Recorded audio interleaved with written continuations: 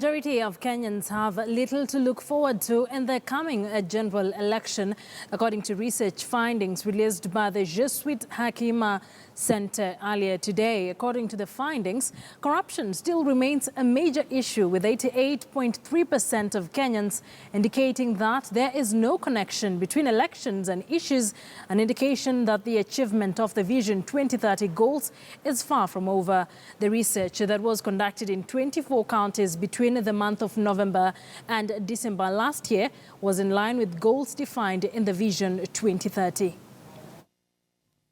There is increased tax collection, for example. Do people agree with this? See, most of them say no. Okay, what is that? A kind of resignation to fate. Fate will take over.